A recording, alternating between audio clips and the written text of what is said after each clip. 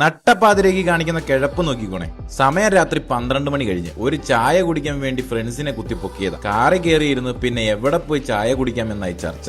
Plan ചെയ്ത് അവസാനം തീരുമാനത്തിലായി സുന്ദരപാണ്ഡിപുരം. പിന്നെ ഒന്നും നോക്കിയില്ല, കൂട്ടുകാരന്റെ പ്ലേലിസ്റ്റിലെ പാട്ടുകൾ ഇടാൻ തുടങ്ങി. ഉള്ളതും ഇല്ലാത്തതുമായിട്ടുള്ള കാര്യങ്ങളൊക്കെ സംസാരിച്ച് നേരെ ലക്ഷ്യസ്ഥാനത്തേക്ക് നീങ്ങി. ചൈൽഡ്ഹുഡ് ഫ്രണ്ട്സ് ആണേ, പിന്നെ പറയേണ്ട കാര്യമുണ്ടോ. വൺ സൈഡ് 120 കിലോമീറ്റർ ഉണ്ട്. കേരള ബോർഡർ കഴിഞ്ഞ് തമിഴ്നാട് ബോർഡർ കയറി വണ്ടി ഒന്ന് സൈഡാക്കി. ചായക്കട കണ്ടപാടെ നേരെ അങ്ങോട്ടേക്ക്. തമിഴ് പാട്ടും കേട്ട് നല്ല തമിഴ്നാടൻ ടീയും കുടിച്ച് നിന്നപ്പോ ഫ്രണ്ട് പറയുക, കുറച്ച് നേരത്തെ ആയിപ്പോയോ എന്ന്.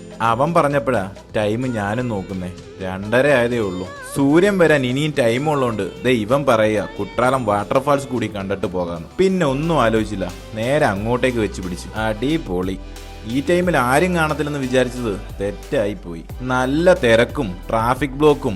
ഞങ്ങൾക്ക് എന്താ, ടൈം ഒരുപാടുള്ളതുകൊണ്ട് കാറിൽ പാട്ടും വെച്ച് എൻജോയ് ചെയ്തിരുന്നു. 1 മണിക്കൂർ നീണ്ടു നിന്ന ബ്ലോക്കും കഴിഞ്ഞ് നേരെ കാർ പാർക്കിങ്ങിലേക്ക്. ഈ ടൈമിൽ എന്താ ഇത്രയും തിരക്കെന്ന് ആലോചിച്ച് നടന്ന് ആ വാട്ടർഫാൾ കൂടി കണ്ടപ്പോ ശരിക്കും ഞാൻ ഞെട്ടി. പ്രതീക്ഷിച്ചതുപോലൊന്നും അല്ല, ഇവിടെ വെള്ളം കുറവാണ്. ഞാൻ കണ്ടിട്ടുള്ള കുട്രാലം ഇങ്ങനല്ല. വെള്ളം കുറവാണെങ്കിലും തിരക്കിനൊരു കുറവുമില്ല. അങ്ങനെ അവിടുത്തെ പരിപാടിയൊക്കെ കഴിഞ്ഞ് സുന്ദരപാണ്ഡിപുരത്തിലേക്കുള്ള യാത്ര തുടർന്നു.